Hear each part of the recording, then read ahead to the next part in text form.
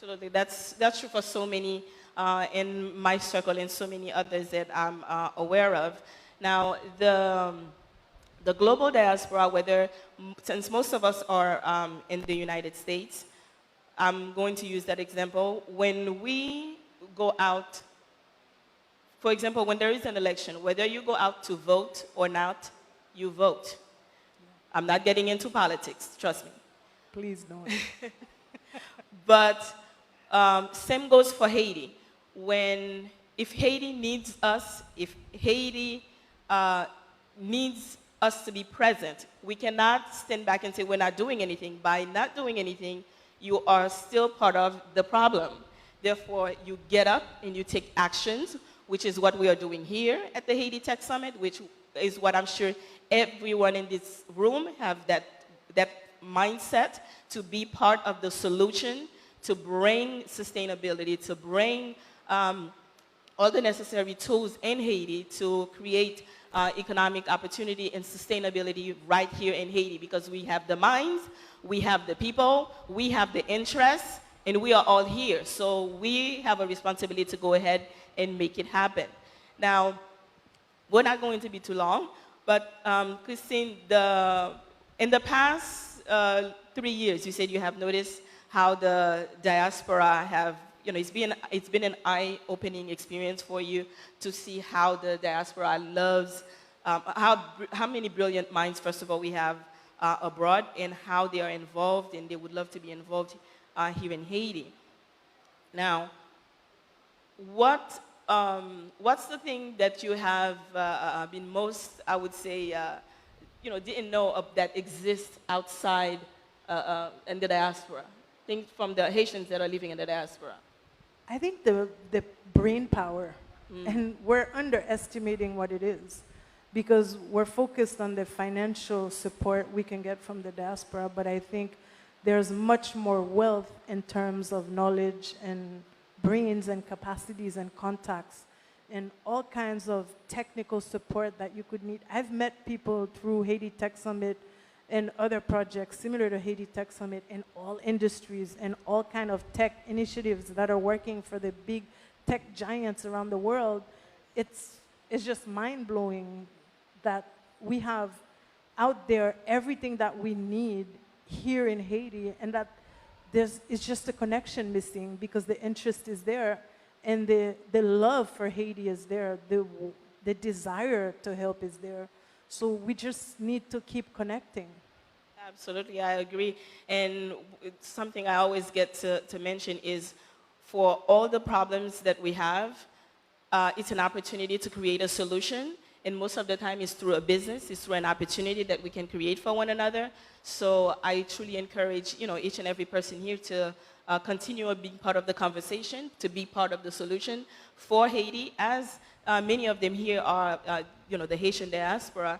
We together can contribute. As the minister just said a moment ago, you have Haitians from several Haitian who are in the diaspora in several countries came together and became powerful team, both in soccer and in basketball. So we can definitely do that in the tech world. We can definitely do that in business. We are here and we're ready to connect and work with one another. Would you like to leave us with any last few words as far as what you'd like the outcome for this we need to dare. Because had we listened to what's out there on the media, we wouldn't be here today. It took balls to be here. We defied what the news said. We defied what everybody thought was going to happen. But we're here, we're well, we're safe, we're making change right here, despite the news, despite the rumors. So we got to keep believing, and nothing should stop us. We got to just keep going, and we got to keep being daring and brave. I totally agree, because if we didn't have the forefathers that were so daring back in 1803, November 18, if you remember that date, we probably wouldn't have a country today. So because of them, because of how brave and how courageous they are, today we can be here. We can actually have a country to fight for, to live for, and to continue to work for. So thank you, everyone, for being here and for listening to us. Continue to enjoy the Haiti Tech Summit and have some fun. And clap for all those who were brave enough, especially all our foreign guests. Yes. Thank you.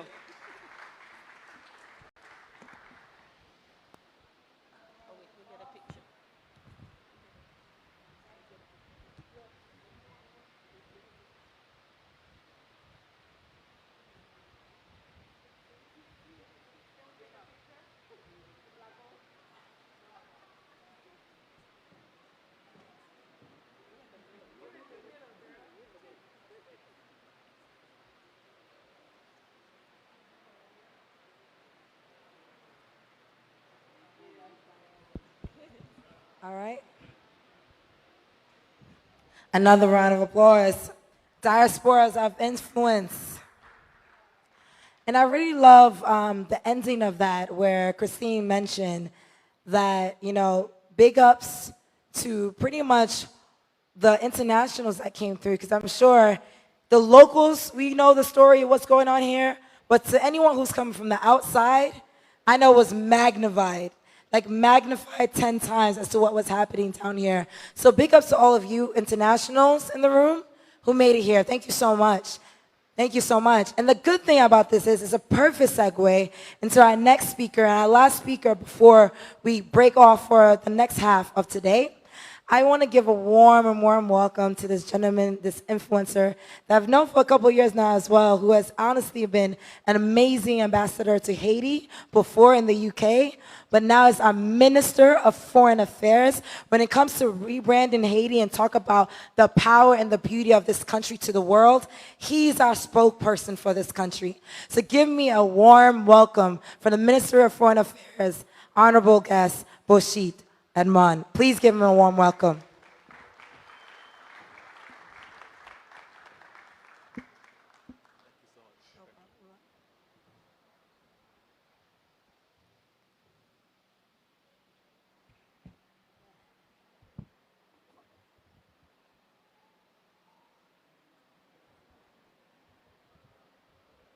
Hello, everyone.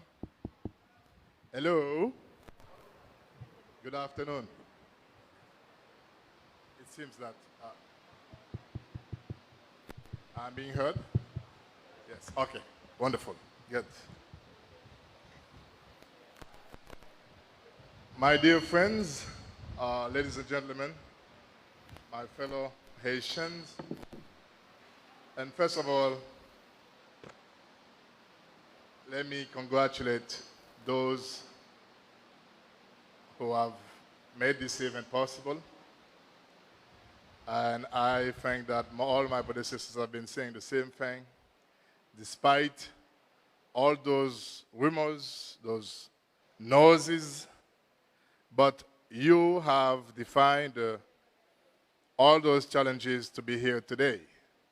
And I really appreciate that. And I think you deserve a round of applause.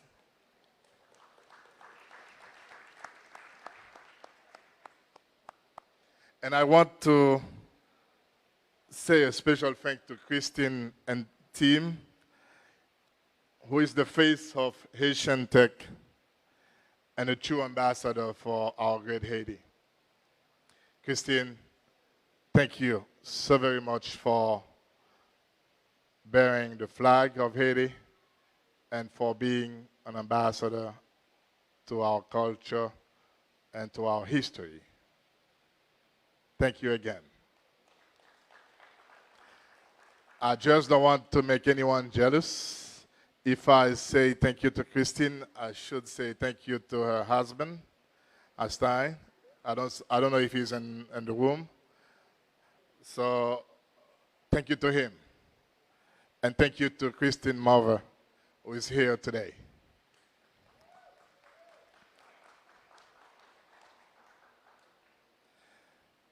As a foreign minister, part of my job is to tell Haiti's story to the outside world. That's the story of the first independent Black Republic, the story of a great disruption, the story of a unique culture, and the story of a great revolution. And increasingly, part of that story is the technological revolution taking place here on this island. Since 2010, as we started to rebuild Haiti from the ground, the tech industry has developed unique innovations befitting our unique history. It has responded to the challenges we face and is indeed going some way to solve them as well. These challenges and the technological fuel solutions present huge opportunities for investors, particularly foreign investors, and thanks to the role of the private sector has played. Let's start, for instance, at the beginning of this particular revolution. After the earthquake of 2010, as much lay in ruins, companies began to innovate thanks to the great innovative spirit of the Haitian people. Haitian companies began to offer services that allow customers to use their cell phones as mobile wallets to send and receive money. We saw the increasingly availability of mobile money solution. It was then that the now omnipresent Moncash took off. The mobile market continues to grow. GCell, for instance, a leading telecommunication company, today counts about 2 million smartphone users among its clientele. Technology and the private sector have played an increasingly important role in challenges Haiti has faced since. One of our biggest challenges in a country with frequent weather disruptions is providing energy right across the country. President Moïse came to office with a great goal: achieving electricity access to electrical power and to renewable energy for the entire population. The private sector has pitched in. One company recently launched the first prepaid pay-as-you-go solar home system generator in the Caribbean. And I think that's where the diaspora, the investors, foreign Haitian American investors, needs to take the opportunity that OPIC offers within the new collaboration between OPIC and the government of Haiti. This decentralized approach is a very crucial component of our strategy.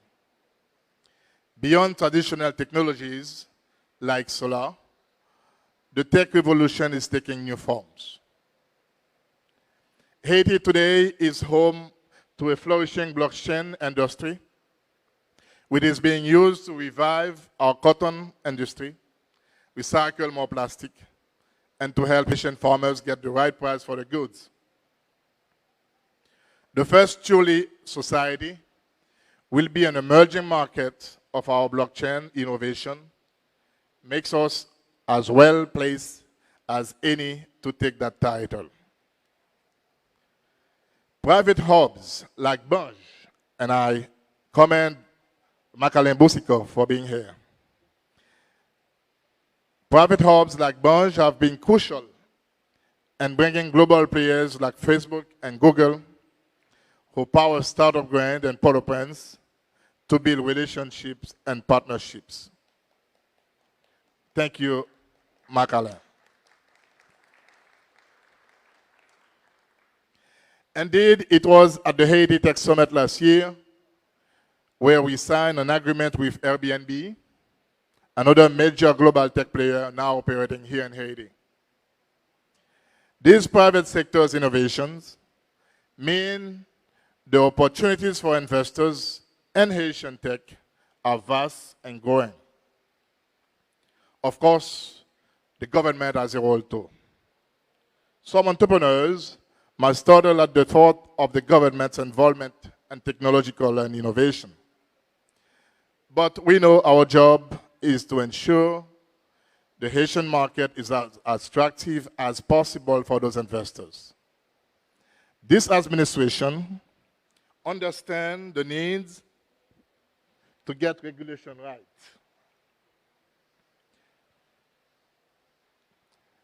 We just hope to continue to call and to show to the world what Haiti has best to offer. At the same time, while we are working to reach the political stability, it's also important to continue to sell a positive image about Haiti. Haiti is not the Republic of Port-au-Prince. Our approach is straightforward: to empower ordinary Haitians, protect consumers, and ensure that we are in line with global and recognized standards.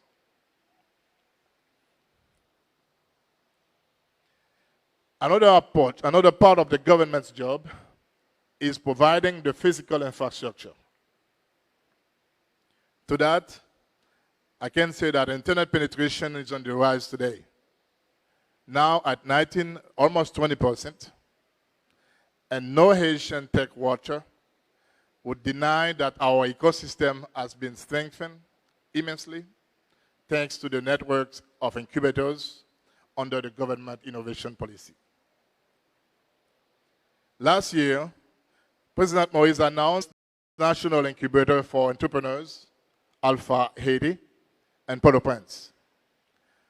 The conditions in Haiti are exceptionally favorable for an even greater influx of technological innovation with vast market opportunities and a chance to make a real difference.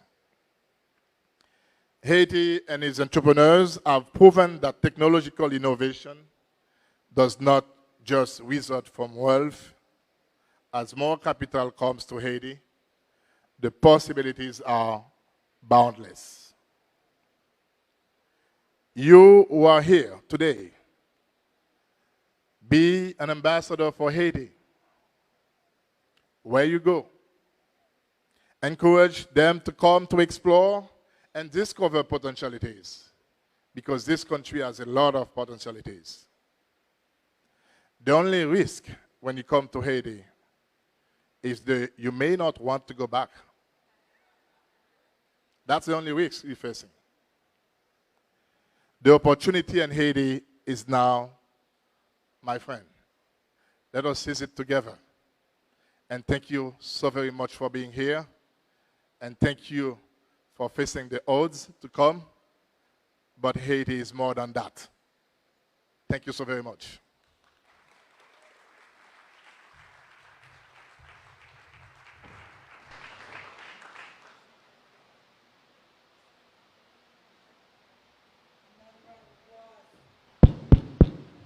Mic check. Another round of applause for Ministry of Foreign Affairs, Boucicault. And as you heard, the role that he plays is to tell the story and the narrative of Haiti to the international community. And there was one thing that he said in the end, is that we all have our role to play.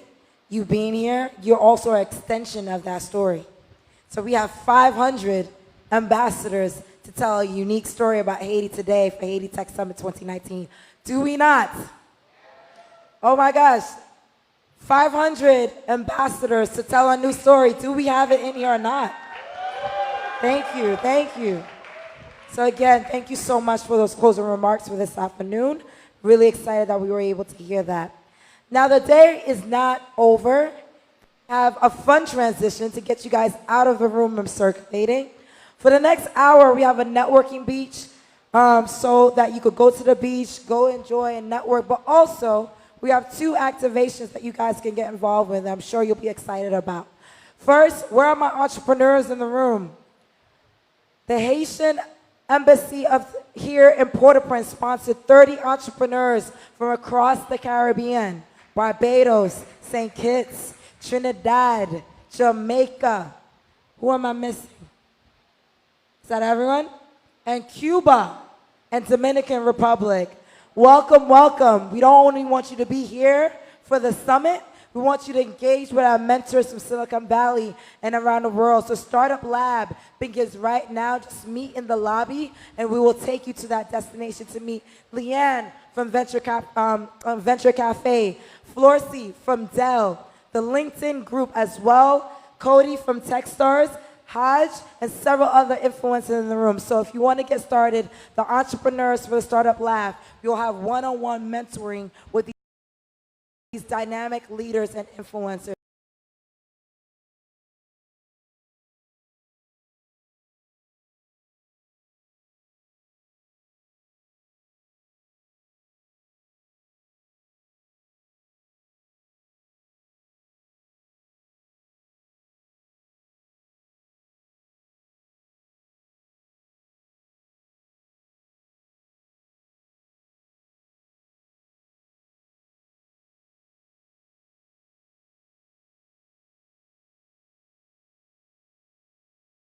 please meet at the lobby. And excuse me, not Haj. Haj was our speaker.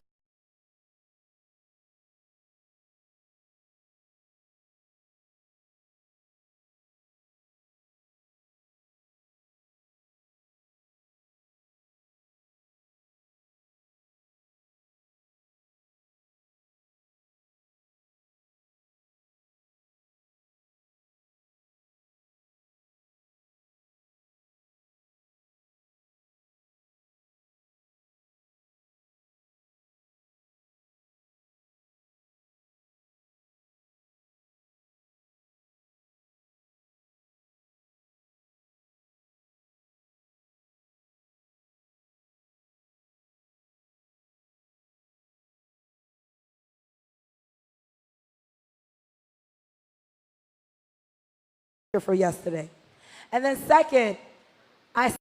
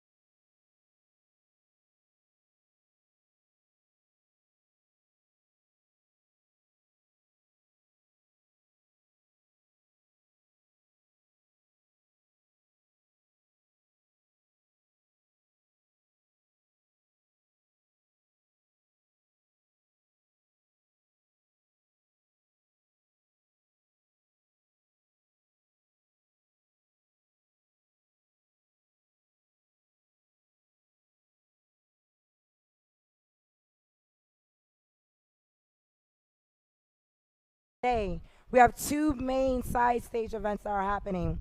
One, Startup Lab is back onto today. Spread the word, put it on the WhatsApp group. Startup Lab will be today. So mentors, Techstars, Dell, Google, Facebook, LinkedIn. If you are in the room, you will be escorted to the room for the Startup Lab. My U.S. entrepreneurs that was sponsored from across the Caribbean to be here, raise your hand. You'll be meeting with these mentors for that hour to talk about product development, customer acquisition, marketing, and the like, and have conversations about your business. That's from 3 to 4 p.m. Everyone else, I invite you to come right here on the main stage.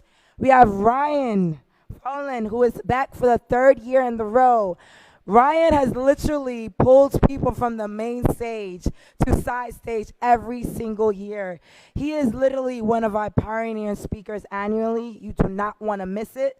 This is why he will be right here on main stage to talk about pitching.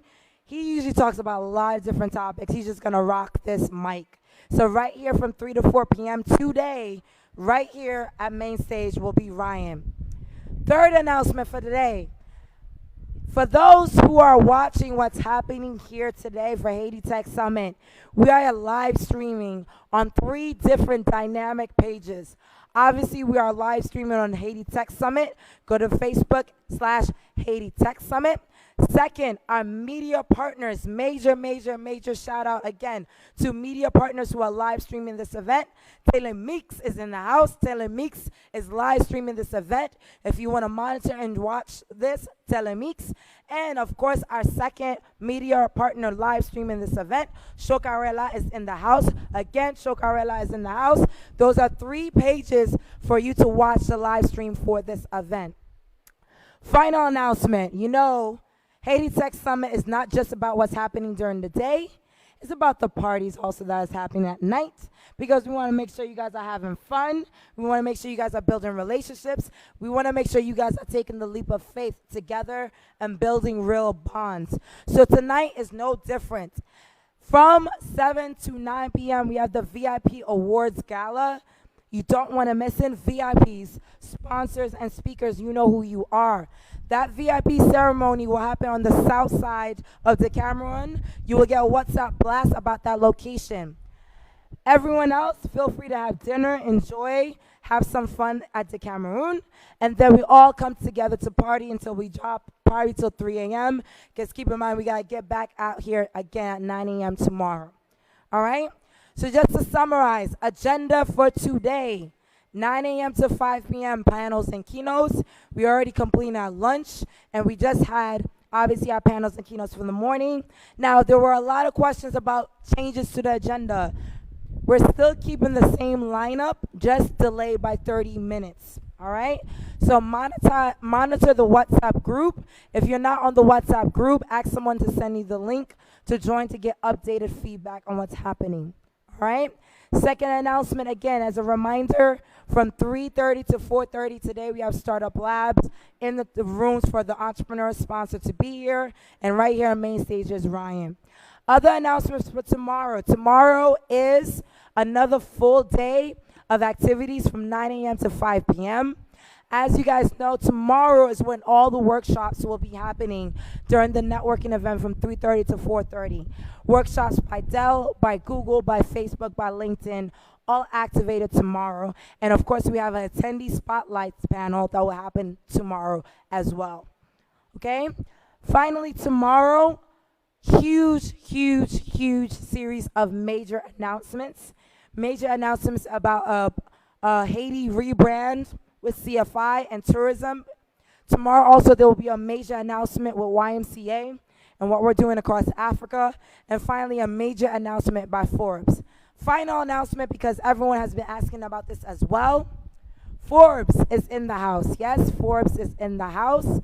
Those of you who submitted to the pitch competition, the announcement of the winners who will be selected for interviews will go out via email today, and they will announce it again verbally. I will keep that information for you. Not to worry, that is not the last opportunity to pitch Forbes. You'll be able to pitch Forbes later on tomorrow as well. We'll give you updates and announcements on that. But also, tomorrow, The startup entrepreneurs who will be pitching will also have an opportunity to pitch Forbes, and everyone will be here for that activation. So no need to harass the Forbes team. They're here with all of you. You will be able to pitch Forbes tomorrow. Updates and announcements will be coming for that. Finally, losing my voice, but I'm still here with you. You guys follow me? Are we in the room? Est-ce que nous là? I'm going to try one more time. Are you here? Are you here? Oh, you guys sound weak right now. Nous fatigués. The heat is getting to you. This is the Caribbean. Don't complain about the heat. There's some people are in like cold climates that wish they could be here by the beach. All right? We are in the Caribbean. We are in Haiti. Hashtag Haiti. See you in Haiti. So, again, we're going to get started in 2 minutes. I'm very, very much excited to welcome the U.S. Embassy. We have a representative, John, who's coming in. I'm going to introduce him in a couple minutes. So I just want to make sure everyone is in their seats. We're going to get started in about 3 minutes. So if anyone's not in the room, round them up. We're going to get started in 3 minutes. Thank you, everyone. Those were the announcements for the day.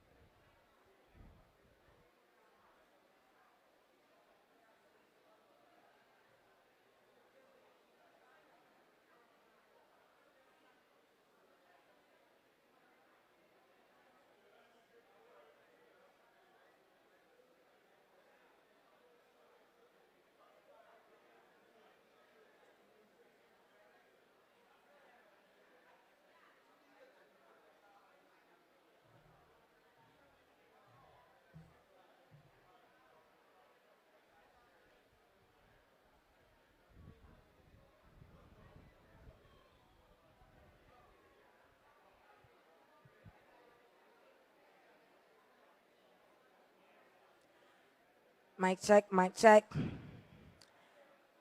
Ladies and gentlemen, welcome back, welcome back. If you can hear me, clap once. If you can hear me, clap twice. If you can hear me, clap once. If you can hear me, clap twice. All right, we're in the house. Welcome, welcome, everyone. How is everyone? How was lunch? Got that Haitian food, isn't it nice? We got the best food in Haiti. I hope you got some real local cuisine and you enjoyed it. Haitian the moon. Manger à table, right? You got to tell them about our food, man. This is what's up. So thank you so much for everyone coming back. I want to remind everyone, this year we want to do a real activation around social media and changing the narrative. Hashtag Haiti Tech Summit, hashtag Haiti, but main importantly, hashtag Haiti Tech Summit 19. Like, share, and engage with the social media postings. And I have something really cool for all of you. The most viral post that goes down for Haiti Tech Summit 2019, the person who posts that will get a free VIP package ticket to come to Haiti Tech Summit 2020. Did you hear that? Free VIP package for 2 to come to Haiti Tech Summit 2020. So you get that virality, change the narrative. We're watching the social posts. We're watching the engagement. If you have the best photo or the best video with the most engagement for Haiti Tech Summit 2019, we will find you and you will get a package for 2 to come to Haiti Tech Summit 2020. So hashtag Haiti Tech Summit 19. As a reminder, we're being live streamed on Telemix, Chocarella, and Haiti Tech Summit. So don't forget, for those who are watching, Telemix, Chocarella, and Haiti Tech Summit. So, we already had our morning half. We had a very exciting opening, very emotional one as well, especially considering the times. Haiti's going through a lot, but we're still standing. We're resilient. We're here with power, and we're here with passion. So here we stand. We kicked off the day with the first panel about resilience, about Haiti's 215-year history.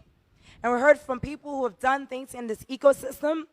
Then we transitioned to partner remarks from CRS. Transitioned into, of course, of a conversation about if we've been here for 215 years as the first Black Republic, what does Haiti look like 215 years from now? The year 2234. Sounds like future sci-fi, but that's going to come really, really quickly. We are living in digital age. We're living in accelerating times. What does Haiti look like 215 years from now? And we had a conversation from ecosystem builders who have been doing activities in this country for the past couple years. And of course, we had amazing remarks from one of our sponsors from Hope for Haiti, who actually brought it down to the individual story. Because again, if you want to understand a country, you got to understand its people. And to understand the people, you got to hear their stories. And their stories are not told, you need to try to listen. And he gave a powerful message about the stories of people who are doing great work from Hope for Haiti.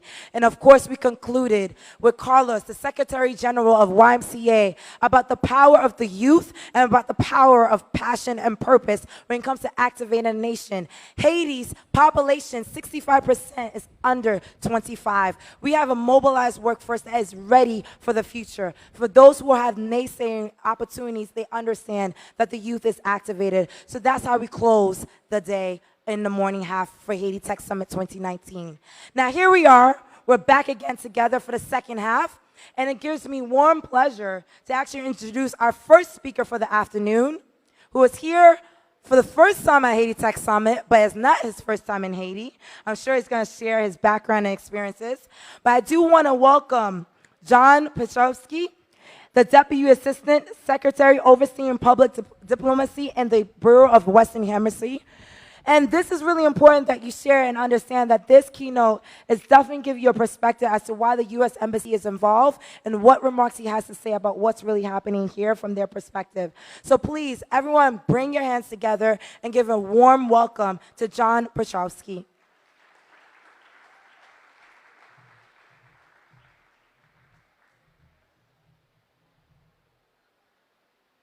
Thank you. It's great to be back here in Haiti. It's my first time at the Tech Summit, as Christine said, but it's very inspirational to see Haitians working with partners from the United States, from countries throughout the Caribbean and around the world to put this together and to really push innovation. So I just want to give a tip of the hat to all of you and just say again just what an honor it is to be here. As Christine said, my name is John Pachowski, and I come from the U.S. Department of State from Washington, D.C. The U.S. government is a backer of this summit, and we are a firm champion of the power of entrepreneurs to make a better world. Now, I can speak about statistics, but I think the best way to illustrate this is really through a story of one of the entrepreneurs. Of course, is here. He's famous. He's Mackenzie Smith, Macpanu. And I think his story really encapsulates what entrepreneurship is about what the impact innovators, entrepreneurs can have on an economy, on a society, and ultimately on a country. For those of you who don't know his story, Mackenzie had been making shoes.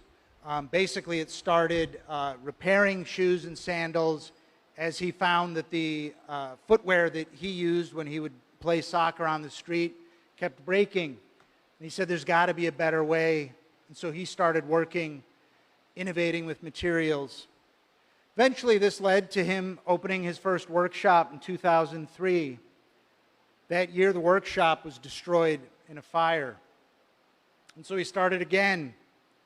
That site, too, was destroyed in a fire. Afterwards, it took a few years, reoriented himself, and went back into business in 2006. And of course, that business was successful for 2 years, but in 2008, it was ransacked during the riots of that year. But Mackenzie persevered, went into business again. Of course, January 12th, 2010, we were talking about that earlier, what a cataclysmic event that was in Haiti, especially in Port-au-Prince. And that affected his business, kind of put him out of business again. But then you go to 2011, and he co-founded Macpanu Creation. And this time around, the recognitions followed. Artisan of the Year here in Haiti in 2011. In 2017, he was a finalist for Jeune Entrepreneur Francophone. The success has followed his passion and determination. But beyond all of the plaudits that he's received, I think from talking to him, hearing what he's doing, really, again, it epitomizes what entrepreneurs are about. Mackenzie is training young people in Haiti. He's providing them not only with employment and the dignity that comes from working, making something, doing something, but he's providing through that skills. Skills that people are using to put food on the table for their families, skills that they are acquiring that could lead them to develop their own business and to provide opportunities in their communities. And while Mackenzie's tenacity and single-mindedness in the face of adversity are particularly noteworthy, I think that it's true that they are contained in the stories of every entrepreneur around the world who dares to challenge the status quo, who dares to ask, why can't we do this a different way or a better way? Or to dream a dream that does not yet exist. And this is why the U.S. State Department is proud to be supporting this summit, as well as backing entrepreneurs around the world, including here in the Caribbean. Simply put, the U.S. government believes in the abiding power of entrepreneurship and entrepreneurs to promote economic growth and prosperity. Now, I get to work for a U.S. Secretary of State, Mike Pompeo, who himself is an entrepreneur, who himself is a business owner. And he said, all throughout the free world, the progress of nations is driven by those who are willing to take a big risk, to put their own capital, their own name out there, to fail sometimes and then fail again until one day success follows you. just like Mackenzie, and just like all of you here today. You embody that spirit. So I'm now going to say something in Creole. We'll see if I can do it. But I think this is really the message that I want to leave for all of you today. Et puis tant coup, en pile dans nous, c'est vous-même, entrepreneurs yo, investisseurs yo, et spécialistes marketing digital yo, ak moun qui pral faire changement positif en Haïti. Histoire, poco. Oh, moins gain, please. Attention et patience. Histoire yon Haïti pi prospère. Pas pral écrit dans le palais présidentiel, là, au soit dans le Parlement, ni dans l'ambassade américaine. Ou, pral écrit, li dans l'atelier ou, au soit dans le bureau ou, en de yo tikaye ou soit ou chita dans yon tap-tap, au soit pendant wap koute boss ou café micro-management, quel que soit côté wap rêve ou, ça, c'est histoire pas ou. Et puis pour écrire histoire ça, on doit connaître que le pays États-Unis, c'est un ami pour nous. Nous gagnons et puis nous pourrons continuer à encourager entrepreneurs et investisseurs yo, pour créer de nouvelles opportunités pour investissement, partenariat et collaboration. Et ça, c'est pour renforcer la prospérité économique dans le pays États-Unis, oui, mais à tous côtés dans le monde. Ça, c'est le message moins. Merci. A little more policy. It is for that reason that we launched the Young Leaders of the Americas Initiative, or YLI. We've got some YLI here in the house, I think. I thought there were more, or had higher energy, but I get that I'm speaking after lunch. This initiative empowers business and social entrepreneurs here in Latin America and the Caribbean to advance their ventures, to contribute to social and economic development in their communities. YLI strengthens the capacity of entrepreneurs, creates commercial partnerships with businesses in the United States, and it broadens the emerging middle class in Latin America and the Caribbean. And YLI has been a success. 67% of our fellows from 2018 who returned back to their countries from their time in the United States have already attracted new resources, funding, or support as a result of their experience. So I said there were some YLI alumni in the house. I think we have 15 from Haiti and the Caribbean, and we've supported them to join us this year in the summit. And because we've got people from outside of Haiti who have come here, I would like to give a shout out to one of them, to Christina from Barbados, who founded Creative Edge, which is an innovative marketing company. Hopefully you'll meet her if you haven't already.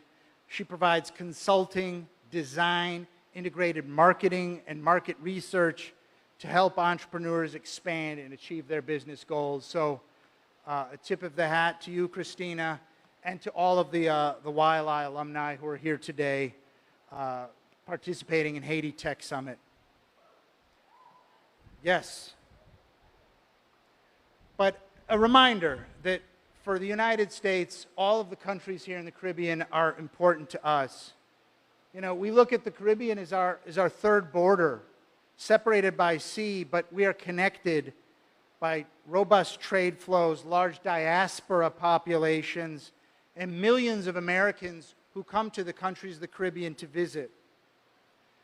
And so that is why we have, for us, a strategy for the Caribbean, and it's focused on so much of what all of you are doing here. It's increasing investment from the private sector, looking at ways to improve energy generation here in the Caribbean, especially clean energy, building resilience for the natural disasters that we face every hurricane season, and working to find ways for economic growth that will benefit citizens here in the Caribbean and in the United States, because we do believe that trade and economic prosperity benefits all of us. And Haiti, of course, figures prominently in the Caribbean and is sponsor of this tech summit. You know, we're happy to be here, really to foster ideas, build relationships, and hopefully for those of you who are here today to take your venture to the next level, because we believe that is what's going to take Haiti to the next level. I'll say one thing. I don't know if it was Maryse or Danielle, but I guess I am speaking separately about women. Don't know. Because women's empowerment is important. The economic integration of women is how any economy, and especially the Haitian economy, is going to develop, and for people to realize the self-reliance. And I mention this separately really because we've just initiated an Academy for Women Entrepreneurs this year. And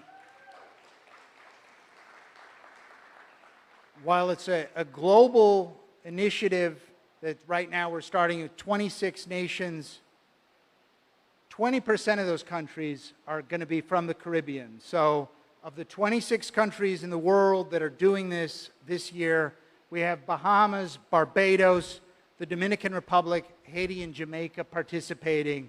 It's very exciting for us to be doing this, and we welcome the participation of all of our Caribbean participants.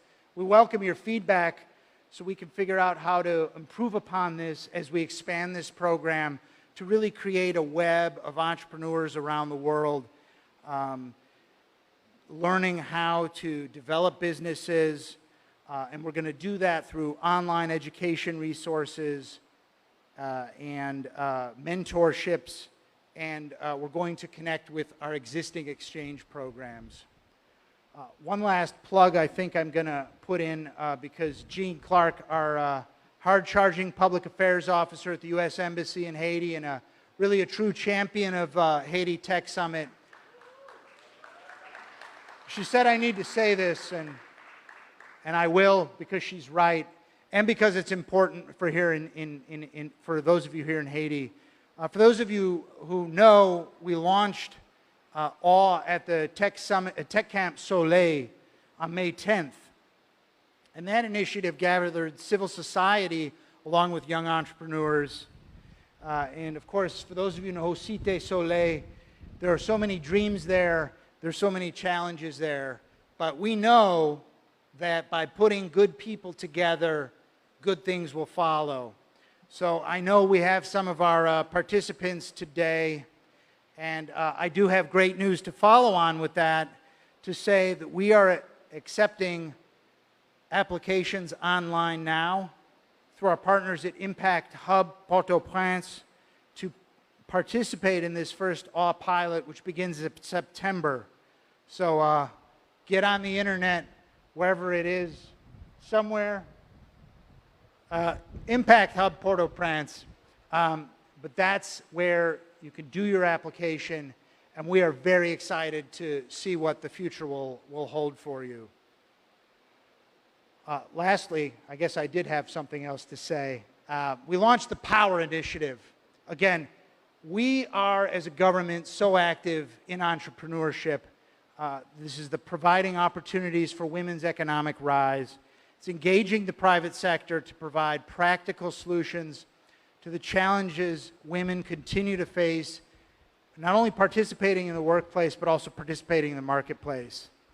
So we're going to be doing this all around the world, really to tackle these barriers and, again, just use entrepreneurship to build the partners to help entrepreneurs. So thank you for this opportunity.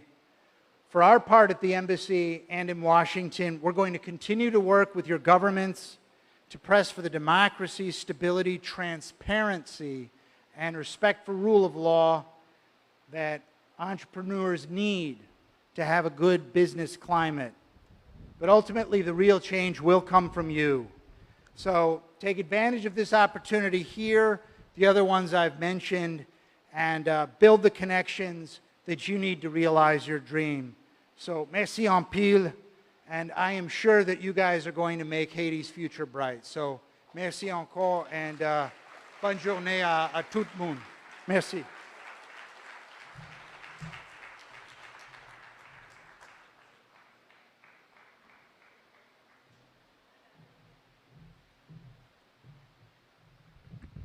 All right, another round of applause. Thank you so much. I think we had our first Creole speaker for the Haiti Tech Summit as well, so thank you for that. So I'm going to move right along in. Obviously, you heard remarks from the State Department about their participation with the Haiti Tech Summit. I want to again reiterate, this is the second time that the U.S. Embassy has been a part of the Haiti Tech Summit. Last year, they sponsored entrepreneurs locally from all 10 departments of Haiti to come to Haiti Tech Summit. This year, they went above and beyond and sponsored 30 entrepreneurs, not only across Haiti, from across the Caribbean.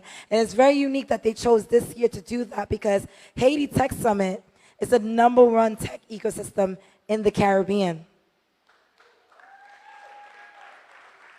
I'm going to try that one more time because maybe it's not too clear to you. Haiti, not Haiti Tech Summit, Haiti is the #1 tech ecosystem in the Caribbean. I love you, Jamaica. I love you, Barbados. I love you, Trinidad. I love you, St. Kitts. I love that all of you are here. But Haiti's not last in this category. We are #1. Yeah. And Haiti welcomes you to our innovation and to our power and to our influence. And it gives me great pleasure that the U.S. Embassy supported 30 entrepreneurs from across the Caribbean to come see it live in person so you could take it back across the Caribbean to send that message. So thank you so much for doing that this year. So if we're going to have a conversation about tech innovation, it's only important that we talk about influencers outside of Haiti who are coming to Haiti to see the magic happen. I'm really excited to welcome Cody from Techstars. We actually go way back to 2014. I actually, as an entrepreneur myself, was pitching for the first time in front of Cody from Techstars. At that time, it was my first startup, Vendetti, which connects travelers to entrepreneurs. I didn't even think I was going to win because I'm like, who cares about Haiti and who cares about what we do? But I was so passionate about Haiti and passionate about the street vendor economy, it came through. After that pitch, an hour later, I got a call. Guess what? You're getting a $75,000 check for your business. And Cody was one of the judges during that panel, so we go way back. And the excitement that I have about welcoming Cody, I said to you, one day I'll take you to Haiti. I don't know if you remember. And sometimes things take time, right?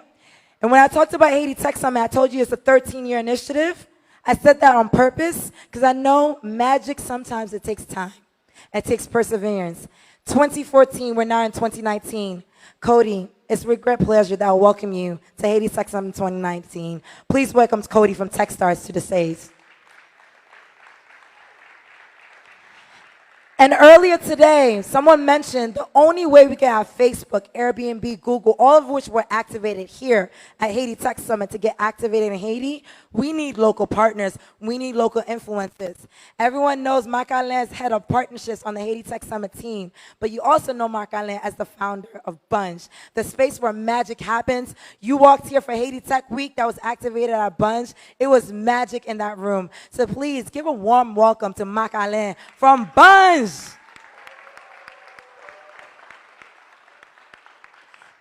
And they're going to have a fireside chat, and they'll take it from here. Let's have a sit. Get in another mic. Somebody else. So, I am super happy to have that fireside chat with Cody, and I'm going to tell you why. Many times, we get to see people flying into Haiti, but we don't know what the heck they do around the world, right? especially in the tech space and innovation. It's a new sector. A lot of people don't know about how it's going about around the world. But today, I'm about to introduce you to somebody who's actually super important around the world in pushing tech ecosystems. We've been hearing the word ecosystem, build ecosystem. People don't know what it is. A company like Techstars is one of the lead companies pushing around the world. So to tell you a little bit about Techstars real quick, Techstars is pushing entrepreneurs, and they have been able to create accelerator programs and communities. Anyone have heard about Startup Week, Startup Weekend? This is Techstars. And they run an accelerator program that has supported about 1,500 companies around the world. And there are 5 unicorns around them. You know what unicorns mean? That there are these companies are valued at least $1 billion. And they have helped entrepreneurs get over $6 billion worth of investment. And their entire portfolio is now worth on a market around $17 billion. So, guys, this is important. But when you see people walking around, you don't know their value, and you're like, son petit blanc a vin marché là. So, people are actually doing amazing stuff. And the reason why I want this fireside chat to inspire you is because I am going to make it about building ecosystems. A lot of time we say people are talking too much in Haiti. But we need people who are doing stuff. And this is a case for you to understand what happens when people are doing stuff. So I'll take it on to Cody. Cody, building ecosystem, working at Techstars. Techstars is about 7 years old. Everybody have to transition some way, somehow. Tell us a little bit about you and how you ended up in a business like this. Well, yeah, thank you, Marc, for that introduction. And I'm so honored to be here, by the way. I've been absolutely blown away by the hospitality, by everything I've come across here, and just the energy at this Haiti Tech Summit is phenomenal. So thank you to everyone here for the warm welcome and all. I really appreciate it. So just super quick on my personal journey. I grew up in the Midwest in the United States, in the state of Kansas. And I wanted to study something I knew nothing about, and I decided to study Chinese language in the late 90s. And at the end of my journey, I moved to San Francisco. I guess I thought there were more Chinese people in San Francisco than in Kansas because it was closer to Asia. And somehow I fell into the .com world. Had nothing to do with my Chinese language. And I got my first job inputting websites into a search engine. And that company ended up getting acquired, having an IPO, and then 6 months, 9 months later, after the original .com crash happened, we all got laid off, and the stock was at 0. And so that was my first journey into the professional world, but it taught me product management, and it taught me business. I sort of was in the right place at the right time, I guess you could say, and I built a career doing product management. And then, worked at places like Yahoo and the New York Times and other places. And then very quickly sort of realized I loved working with founders. I loved working with startups. And so I started just helping and mentoring and advising and engaging with startups around product, which was something I'd kind of learned on the job. And next thing you knew, I was mentoring at the organization where I now work, Techstars. And Techstars said, hey, would you like to do this full time? Would you like to join us and make this what you do? I knew nothing about investing. I didn't know anything about any of that. And next thing you knew, I was working for this wonderful worldwide organization and helping to invest in and mentor startups around the world. So everybody's learning from the job, guys. Things are changing so fast. Be open to switch and be open to learn on the go. Both of the 2 major career paths I've had, neither one were things I studied. They were both things that I learned kind of by trying to find something interesting and kind of figuring out how to find my way into it. So that's it. So I presented Techstars as this big thing. I know incubators, accelerators, hubs around the world are seeking to have Techstars. But how did that start?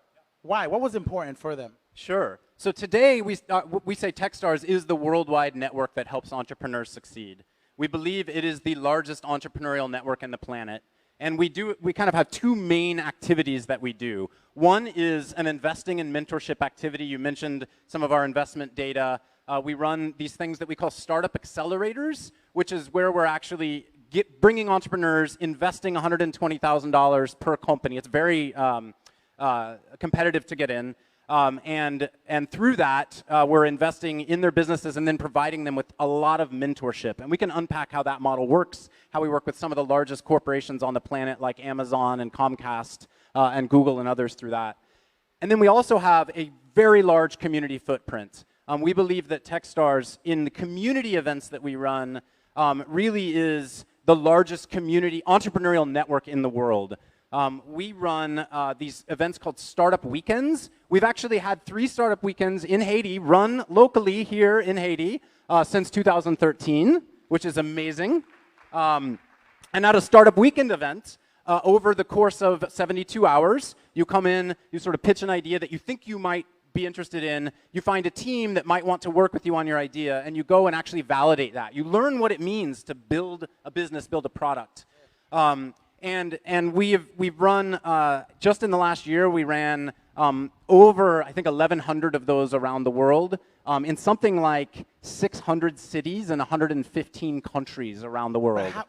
What pushed people to start it? What was in the mind of the founders? Yeah, so coming back to that, the reason Techstars, so that's the scale of where we are today. The way it got started was in 2007. There were 2 entrepreneurs in Boulder, Colorado. I don't know who's been to Boulder, Colorado. It's not a very big city. It's about 100,000 people, right?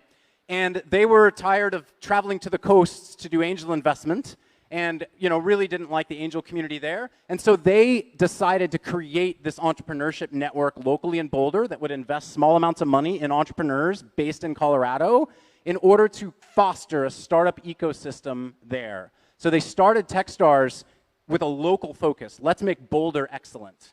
It worked well enough after 2 years, they expanded to all these other cities. So the idea, people, starts from people wanting to do things home. Yeah. Not outsourcing things, not getting things from outside, but from wanting to do something home. It can be Colorado or it can be Haiti. Sure. And so that's why this panel is very interesting. And I want to give a big up for Impact Hub because they have been the one hosting Port-au-Prince Startup Week in Haiti. Okay? So now let's get back to school.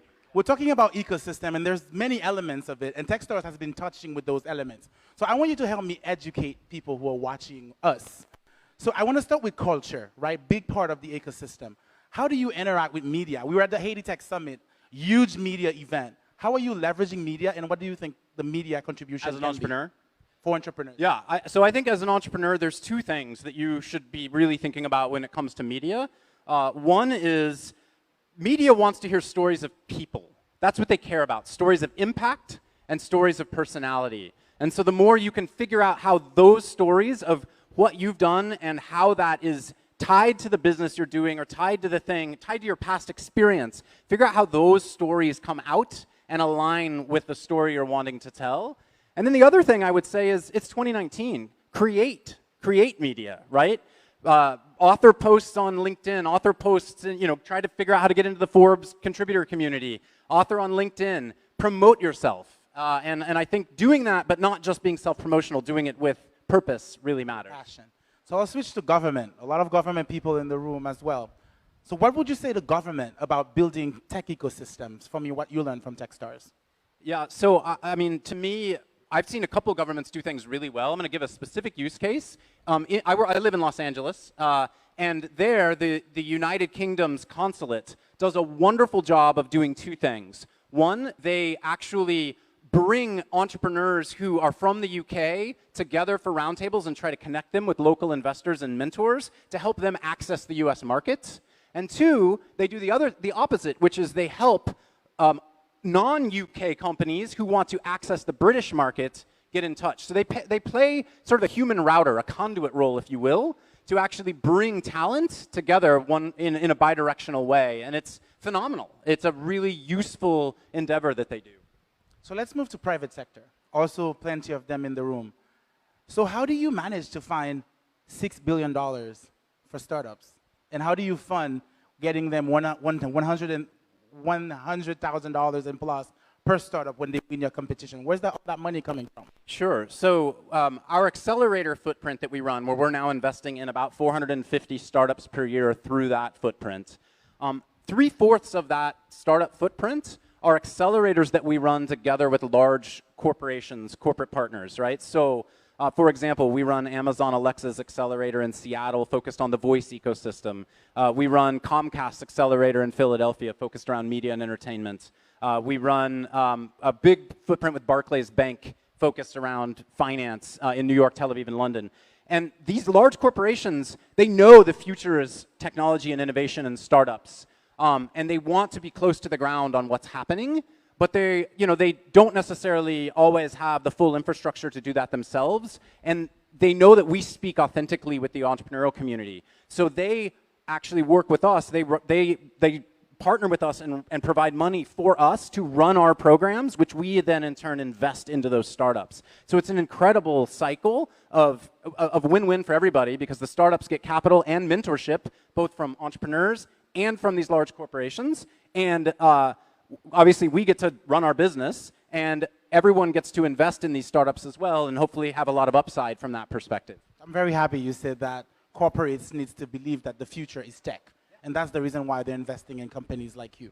That's right. And when we've seen in entrepreneurial communities, all of these things have to come together for it to really pop, right? As communities emerge, first of all, it has to be led by entrepreneurs. So the work that you're doing, the work Christine and Einstein are doing, creating a conversation, building an ecosystem, getting the conversation going, has to be entrepreneurial led. But the support systems around that have to be in place too. Government has to play a role in actually facilitating interactions, bringing experts together who they know can help. Corporations, whether big mega corporations or even local businesses here that have capital, have a big role to play as well in fostering that entrepreneurial community. And the big principle we believe at Techstars is what we call #GiveFirst. And what that means is you don't make everything transactional. You help someone, and in the future, dividends come back to you when you don't even know they're going to or don't expect them. Right? Thank you. And so when it comes to the private sector, what that means is you're not just trying to take as much equity and win the financing deal, or take a business development relationship and try to win the deal and extract as much value as you can. You're trying to foster growth. And fostering growth does a couple of things. One, it actually creates economic opportunity that helps your local economy, that over time helps your business. And two, you're helping someone build a business that is synergistic with your own rising tides float all boats. So #GiveFirst is an incredibly powerful concept when it comes to entrepreneurial communities. Guys, #GiveFirst, right? So Cody, what is the most inspiring thing? Because I see a lot of fire, a lot of energy. What's keeping you motivated in your job? Oh my gosh. I mean, I think that we're living in our lifetime's version of the Industrial Revolution, right? The Industrial Revolution may have started in the United Kingdom and then kind of started spreading to other places. Well, today we're living in the software and technology revolution. It may have started in San Francisco and Silicon Valley, but right now it is very much spreading everywhere else, and it's changing global economies as that happens. That, to me, the fact that we get to, like all of us who are in this room are part of that happening, right? Whether on the local level, whether on the global level, wherever it is, and getting to be a participant in that and leaning into that is just the most gratifying thing in the world. I have two last things for you, okay? Because time is running out. One thing, I want you to look at the public and identify those entrepreneurs, those wildliers, anyone who's on social media who's trying to get out there, getting funding, getting support.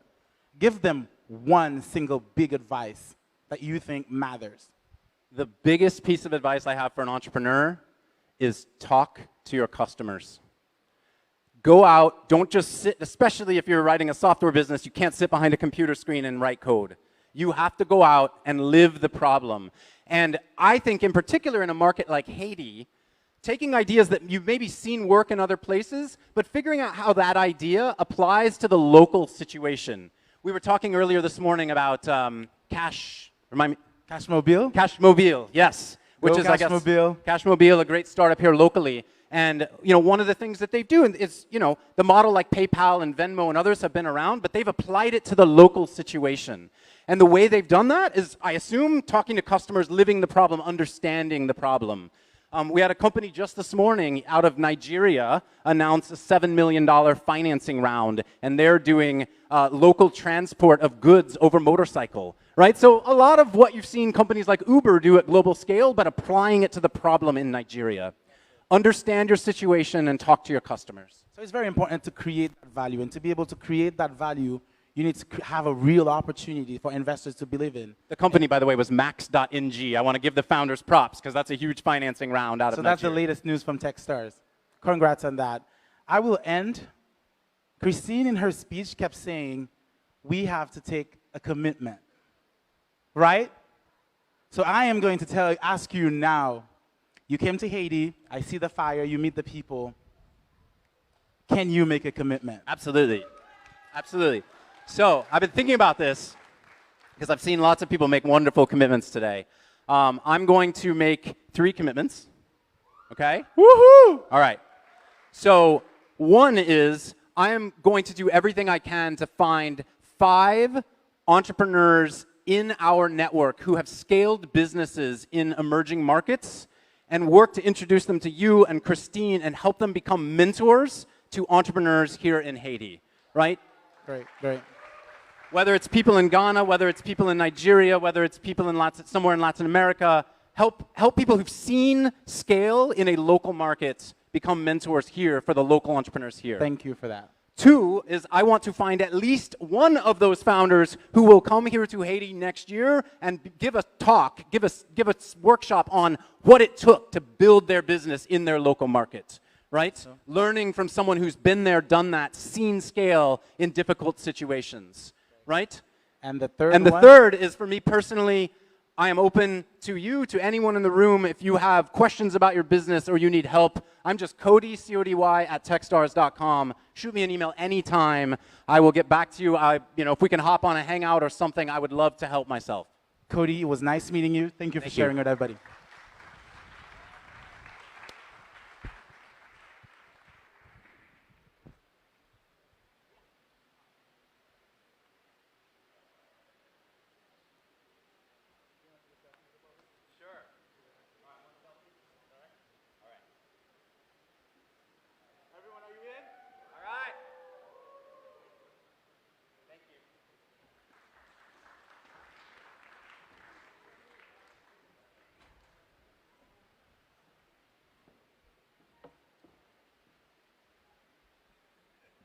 All right, another round of applause. Cody and Marc Alain. Did you hear the message from that? Hashtag give first. When's the last time you heard of that mentality? You know when in the beginning yesterday I said that I'm not selling the summit, I'm selling hope, right? There's a culture in the Haiti Tech Summit family where we come together and we're not judging people by their titles, we're not judging people by their class, we're judging people by their passion. And you exhibited a lot of passion here today. Another round of applause for Cody from Techstars. So, our next speaker, Guy François, minister. I actually changed a couple of titles, so I won't focus on your title, but I'll focus on who you are. Because Guy has actually been a big, big, big supporter of Haiti Tech Summit, even before he's come to Haiti Tech Summit last year. So I want you guys to give a warm, warm welcome to this influencer, not only in government, but also within his community. Guy, it's such a pleasure to have you. Round of applause for Guy François.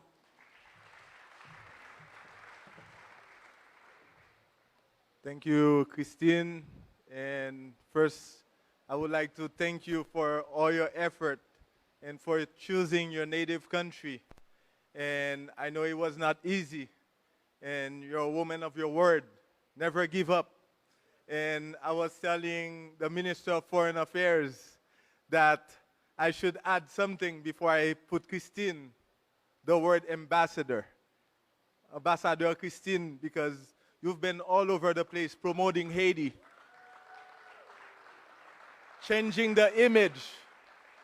And you brought the Haiti Tech Summit, and now we have a lot of other summits coming to the country. So you're a role model, you're an ambassador to us. Thank you for everything. And before I start, I would like to acknowledge my colleague, um, Minister of Foreign Affairs, Son Excellence Edmond Bouchit, Ambassador of the United States and Haiti, Michel Sisson, Honorable, the U.S. Embassy staff, the dignitaries, the medias, the partners, Banj, the Haiti Tech staff, the volunteers, and like I said, thank you again for choosing Haiti. So today my topic will be about dual citizenship, because a lot of you, we have a lot of Haitian Americans, Haitian from born in other countries, and as I'm talking on that, I want a round of applause for the Haitian soccer team who's already qualified for the quarterfinals at the Gold Cup. But one thing I want to mention about this team, it's a mix of Haitian born in Haiti, mix of Haitians born in the US, mix of Haitians born in France. So that goes to show you, when we work all together, we can make magic. So same thing for Olympics. We had a basketball tournament where we had a group of Haitian Americans. We beat all the teams by 40 points. And guess what? We got disqualified in the semifinals because they said they did not recognize them as Haitian.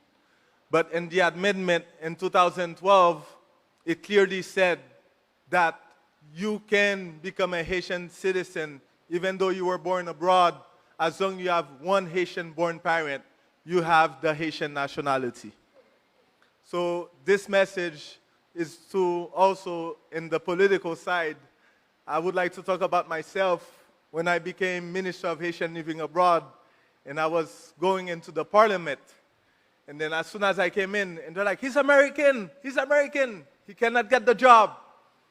And I asked myself what's going on, and my resume had my US address where I was at the Consulate of Haiti in Miami. So based on that, they were going all over the radio saying I was American. But I'm not an American citizen. I'm a Haitian born, and like I said, I still have the Haitian, I don't have the dual citizenship, and that's why I wanted to talk about the dual citizenship. So having the dual citizenship, there are certain limits in the government position. For example, in the key elected position, with the dual citizenship, you can only become a mayor. You cannot become a senator. You cannot become deputy. You cannot become president, prime minister, or minister.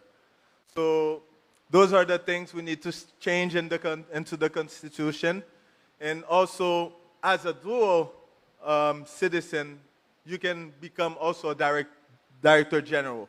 So now I'm going to switch to the tourism part, where right now with the new government, we haven't gone to the parliament yet, where I'm assigned to the tourism sector. I wanted to share some positive information that people don't know. I remember when I took office at the Consulate of Haiti in Miami in 2011, and I was meeting with a lot of Haitian American from the HSOs, Haitian Student Organization, and I was promoting Haiti.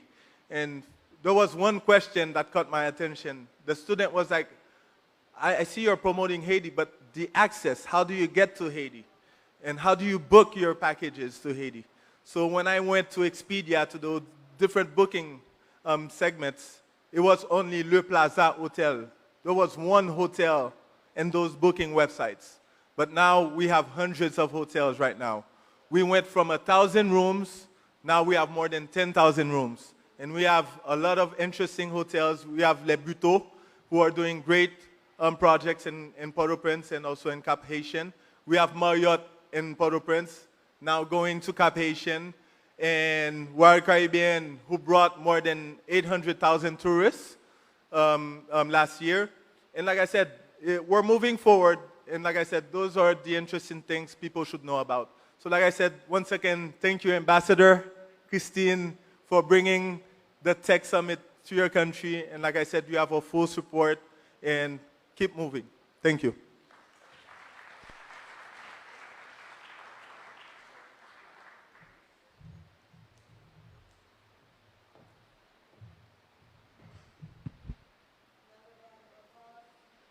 for Guy. Another round of applause for Guy François, Minister of Haitians living abroad.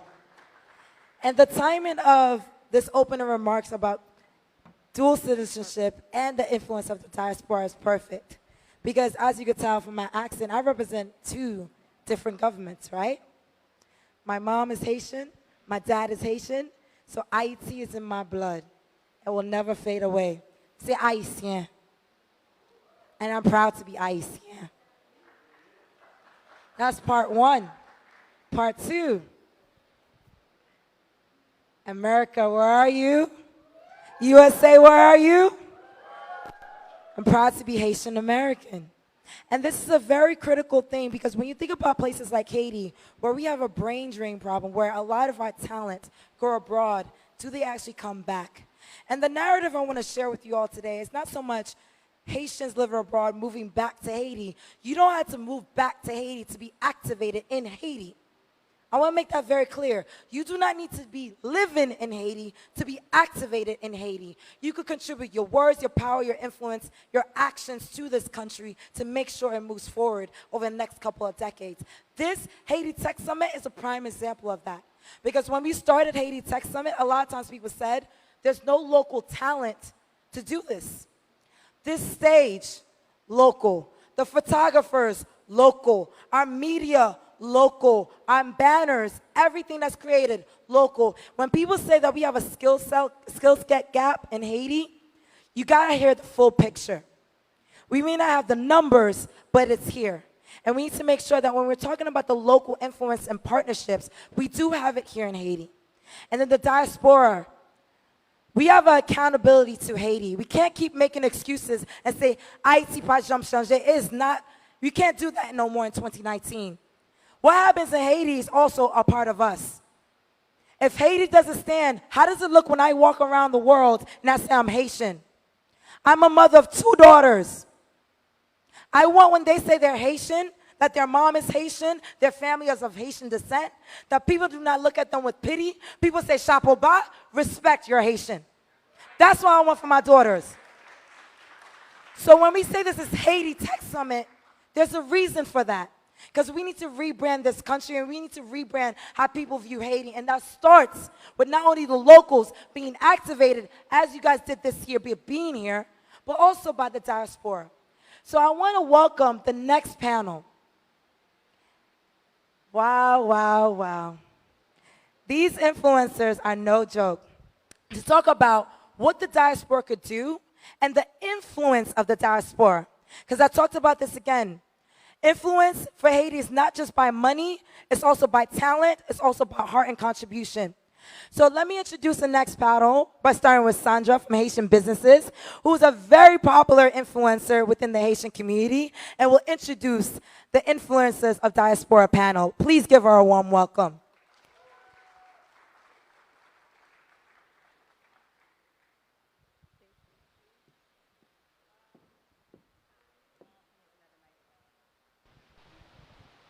It's on. Hello? Yes, right here. First of all, good afternoon, everyone. I love to wear heels. Can you tell? I love wearing heels for 3 reasons. Ladies, aren't shoes cute? Yes? The other 2 reasons are they make me look taller, that's all. But if you can see me on this stage today with tennis shoes, know that when you have to get the job done, you will do any and everything just to get the job done right. So that's why I'm here today with tennis shoes. So the influence of the diaspora, as we know, is very impactful here in Haiti. And to do that, I would like to welcome my panelists, who I'm going to call on Coupe to join us. We have Stéphane Elias, I'm not sure if I'm pronouncing that right. And B, are you here? No? Well, you have the 2 of us. Yes. All right. Well, as for me, I am a campaigner of empowerment for Haitian businesses, for Haiti tourism, and for any and every movement that would push Haiti forward. Therefore, as the global diaspora, we have a duty to be ambassadors for Haiti. That's basically what we are. Wherever we are ambassadors for our country in every way. So Christine, please tell us a little bit about you first, and how do you feel the diaspora should be involved in the many ways they can do that in today's world to help Haiti? Hi, everyone. I wanted to just share a little story. I don't like heels. I wear sneakers. But the first time I met Sandra, it was 11 o'clock, Miami. She was wearing heels under the rain. So she's serious about that. I think that I've been coming to Haiti Tech Summit for the past 3 years. And I always tell Christine that the Tech Summit has opened my eyes to a different idea of what I was always portrayed the diaspora to be. So you always think of the diaspora with a negative sense just because it feels that maybe they turned their back on Haiti and I was never really interested in the Haitian diaspora growing up. I had never any idea of leaving Haiti. I went to study and always wanted to come back. But since the past 3 years coming to Haiti Tech Summit, I've just been blown away. And every time you heard diaspora before, it was talking about remittances. The diaspora cannot be about remittances. The diaspora there's a wealth of knowledge that we need in this country. There's so many different ways that the diaspora can contribute. We're doing it right now. This is proof of what the diaspora can bring to Haiti. So I totally agree. And as you were saying, the remittances, that's pretty much what, and saying in the mid 80s all the way to the 2000s, that's pretty much how the Haitian diaspora was seen. But thanks to technology, thanks to events such as the Haiti Tech Summit that Christine was so gracious enough to bring here to Haiti, we're able to see those different sides. Now, the entrepreneurship is something that it has always been a part of our society here in Haiti, and when we go abroad, that doesn't stop. And the diaspora, the business owners, the entrepreneurs in the diaspora, me personally, that's something I always get approached on businesses that would like to find a way to come back home, to either contribute, to either make their products here in Haiti. How do you feel that is available or open? What are the ways that are open for an entrepreneur to make that dream happen here in Haiti? I think it's becoming easier and easier because you see more and more companies doing business between Haiti and the diaspora, or diaspora companies doing business with Haitian products or representing Haitian products, tea, in the US or other markets. I think that there needs to be continued education and continued exchanges for Haitians here to welcome this exchange because we have not always been open to it. So I think we see the progress. We're not where we want to be, but we need to continue with this type of exchange so that we can facilitate and we can coexist and even do business together. Absolutely. And I'm so glad that Minister Guy François got to mention the dual citizenship because that's something that's always been in the cloud. Some say we do, some say we don't, but we actually do. According to the law, it is here. And how, that's always been a big question for Haitians living abroad who feel like they are the life, if you will, for most of their families here in Haiti. And yet they're so involved in the economic sustainability for the Haitians here. However, in the social-political world, they feel powerless. That's a question I would have needed the minister here as well to continue and then talk about that. But I know you have so many experience in that field as well. what are the ways that we can be active right now without having all the necessary legal plans laid out for us?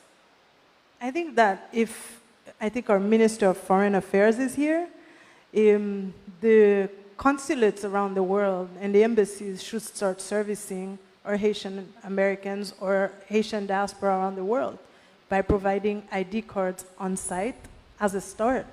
You know, being able to register, and we have dual citizenship. We just heard the minister say it. So there's no reason why we're not able to service these people anywhere they are in the world or anywhere where our country has an office or representation. I totally agree with that. And the Haitian diaspora, they love to come home most of the times, but they normally do what's called the VFR, which is the visiting family and relatives. Friends and relatives, I mean. Now, most Haitians, we're very tribal. I mean, that's part of nature, that's who we are. We would come back home and visit the families, visit the friends that we know. How important would you say it is for Haitians in the diaspora to come home and be a tourist, to actually visit the sites, to actually know about the histories and the things that can be implemented in the tourism sector to help boost that economy? How do you think we can actually get them involved to do that? I think that we need to reach a certain level of stability so that they feel safe. So stability is key. But in any strategy that a government and a private sector are doing, the diaspora need to be the first target, whether it's for tourism, for foreign investment, for training, getting teachers, students, this kind of exchange. It's your first natural target. There's no language barrier, there's no culture barrier, and I've learned from people like you and from people like Christine that the diaspora is just dying to come home and take part in this change and be part of the future of Haiti. Absolutely, that's true for so many in my circle and so many others that I'm aware of. Now, the global diaspora, since most of us are in the United States, I'm going to use that example. When we go out, for example, when there is an election, whether you go out to vote or not, you vote. I'm not getting into politics, trust me. Please don't. But same goes for Haiti. If Haiti needs us, if Haiti needs us to be present, we cannot stand back and say we're not doing anything. By not doing anything, you are still part of the problem. Therefore, you get up and you take actions, which is what we are doing here at the Haiti Tech Summit, which is what I'm sure everyone in this room have that mindset to be part of the solution, to bring sustainability, to bring all the necessary tools in Haiti to create economic opportunity and sustainability right here in Haiti, because we have the minds, we have the people, we have the interests, and we are all here. So we have a responsibility to go ahead and make it happen. Now, we're not going to be too long, but Christine, in the past 3 years, you said you have noticed how the diaspora have, it's been an eye-opening experience for you to see how the diaspora loves, how many brilliant minds, first of all, we have abroad, and how they are involved, and they would love to be involved here in Haiti. Now, what's the thing that you have been most, I would say, didn't know of that exists outside in the diaspora? Things from the Haitians that are living in the diaspora. I think the brain power, and we're underestimating what it is, because we're focused on the financial support we can get from the diaspora, but I think there's much more wealth in terms of knowledge and brains and capacities and contacts and all kinds of technical support that you could need. I've met people through Haiti Tech Summit and other projects similar to Haiti Tech Summit in all industries and all kind of tech initiatives that are working for the big tech giants around the world, it's just mind-blowing that we have out there everything that we need here in Haiti, and that it's just a connection missing because the interest is there and the love for Haiti is there, the desire to help is there. So we just need to keep connecting. Absolutely, I agree. And it's something I always get to mention is for all the problems that we have, it's an opportunity to create a solution. And most of the time it's through a business, it's through an opportunity that we can create for one another. So I truly encourage, each and every person here to continue being part of the conversation, to be part of the solution for Haiti. As many of them here are, the Haitian diaspora, we together can contribute. As the minister just said a moment ago, you have Haitians from several Haitian who are in the diaspora in several countries came together and became powerful team, both in soccer and in basketball. So we can definitely do that in the tech world. We can definitely do that in business. We are here and we're ready to connect and work with one another. Would you like to leave us with any last few words as far as what you'd like the outcome for this we to be? need to dare. Because had we listened to what's out there on the media, we wouldn't be here today. It took balls to be here. We defied what the news said. We defied what everybody thought was going to happen. But we're here, we're well, we're safe, we're making change right here, despite the news, despite the rumors. So we got to keep believing, and nothing should stop us. We got to just keep going, and we got to keep being daring and brave. I totally agree, because if we didn't have the forefathers that were so daring back in 1803, November 18, if you remember that date, we probably wouldn't have a country today. So because of them, because of how brave and how courageous they are, today we can be here. We can actually have a country to fight for, to live for, and to continue to work for. So thank you, everyone, for being here and for listening to us. Continue to enjoy the Haiti Tech Summit and have some fun. And clap for all those who were brave enough, especially all our foreign guests. Yes. Thank you.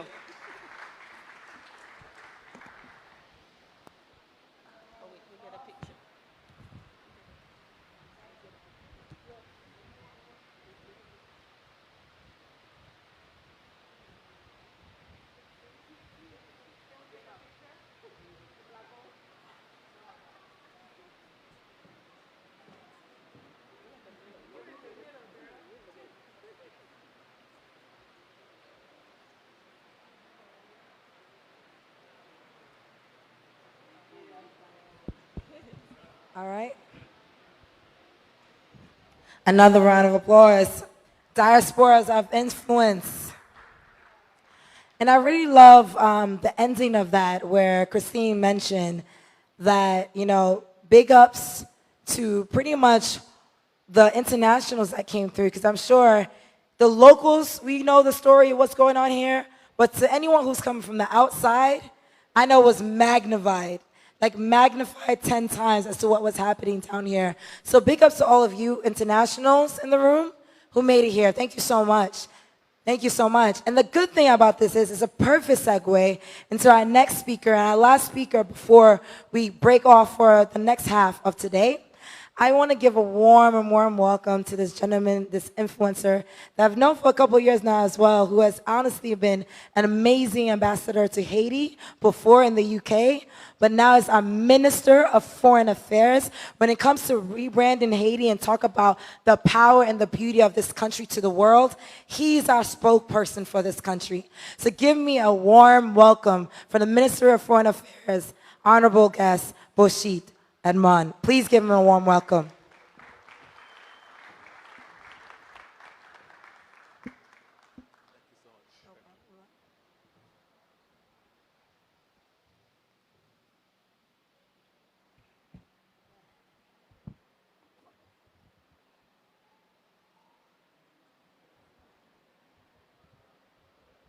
Hello, everyone. Hello. Good afternoon. It seems that I'm being heard? Yes. Okay. Wonderful. Good. My dear friends, ladies and gentlemen, my fellow Haitians, and first of all, let me congratulate those who have made this event possible. And I think that all my brothers and sisters have been saying the same thing. Despite all those rumors, those noises, but you have defined all those challenges to be here today. And I really, really appreciate that. And I think you deserve a round of applause.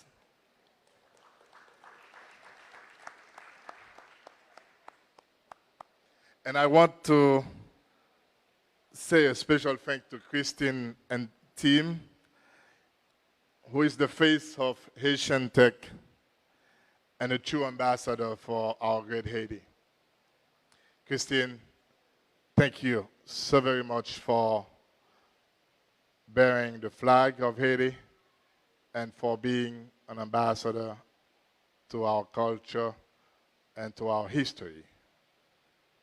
Thank you again. I just don't want to make anyone jealous. If I say thank you to Christine, I should say thank you to her husband, Alain.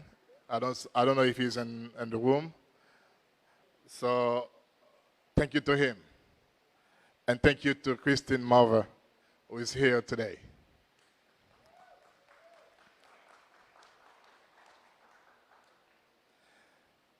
As a foreign minister, part of my job is to tell Haiti's story to the outside world. That's the story of the first independent Black Republic, the story of a great disruption, the story of a unique culture, and the story of a great revolution. And increasingly, part of that story is the technological revolution taking place here on this island. Since 2010, as we started to rebuild Haiti from the ground, the tech industry has developed unique innovations befitting our unique history. It has responded to the challenges we face and is indeed going some way to solve them as well. These challenges and the technological fuel solutions present huge opportunities for investors, particularly foreign investors, and thanks to the role of the private sector has played. Let's start, for instance, at the beginning of this particular revolution.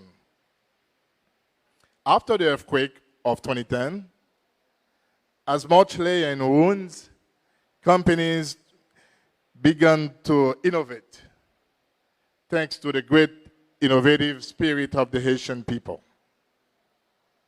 Haitian companies began to offer services that allow customers to use their cell phones as mobile wallets to send and receive money.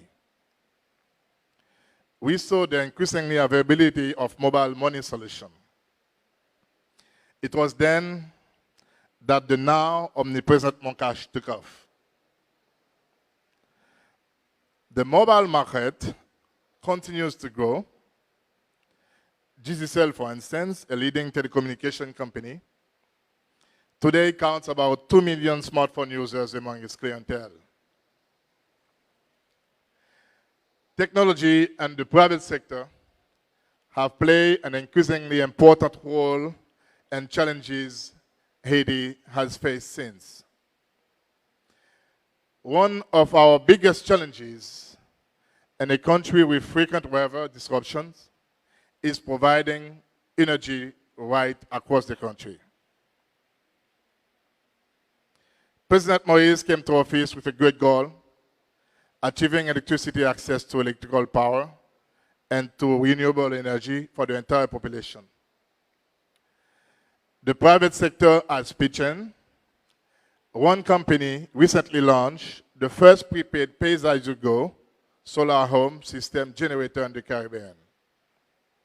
And I think that's where the diaspora, the investors, foreign Haitian American investors, needs to take the opportunity that OPIC offers within the new collaboration between OPIC and the government of Haiti. This decentralized approach is a very crucial component of our strategy. Beyond traditional technologies like solar, the tech revolution is taking new forms. Haiti today is home to a flourishing blockchain industry, which is being used to revive our cotton industry, recycle more plastic, and to help Haitian farmers get the right price for their goods. The first truly society will be an emerging market of our blockchain innovation, makes us as well placed as any to take that title. Private hubs like Banj, and I commend Alain Boucicault for being here. Private hubs like Banj have been crucial in bringing global players like Facebook and Google, who power Startup Grand and Port-au-Prince, to build relationships and partnerships. Thank you, Alain. Indeed, it was at the Haiti Tech Summit last year where we signed an agreement with Airbnb, another major global tech player now operating here in Haiti. These private sector's innovations mean the opportunities for investors in Haitian tech are vast and growing. Of course, the government has a role too. Some entrepreneurs must startle at the thought of the government's involvement in technological and innovation. But we know our job is to ensure the Haitian market is as attractive as possible for those investors. This administration understands the needs to get regulation right.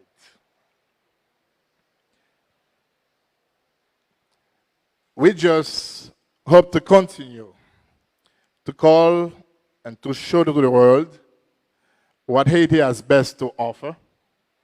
At the same time, while we are working to reach the political stability, it's also important to continue to sell a positive image about Haiti. Haiti is not the Republic of Port-au-Prince. Our approach is straightforward: to empower ordinary Haitians, protect consumers, and ensure that we are in line with global and recognized standards.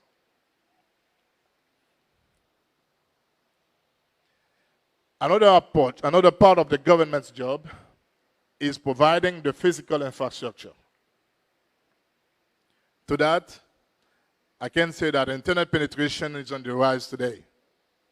Now at 19, almost 20%, and no Haitian tech watcher would deny that our ecosystem has been strengthened immensely thanks to the networks of incubators under the government innovation policy. Last year, President Moïse announced the first national incubator for entrepreneurs, Alpha Haiti, and Port-au-Prince. The conditions in Haiti are exceptionally favorable for an even greater influx of technological innovation with vast market opportunities and a chance to make a real difference. Haiti and its entrepreneurs have proven that technological innovation does not just result from wealth. As more capital comes to Haiti, the possibilities are boundless. You who are here today, be an ambassador for Haiti. where you go. Encourage them to come to explore and discover potentialities, because this country has a lot of potentialities. The only risk when you come to Haiti is that you may not want to go back. That's the only risk you're facing. The opportunity in Haiti is now, my friend. Let us seize it together. And thank you so very much for being here. And thank you for facing the odds to come. But Haiti is more than that. Thank you so very much.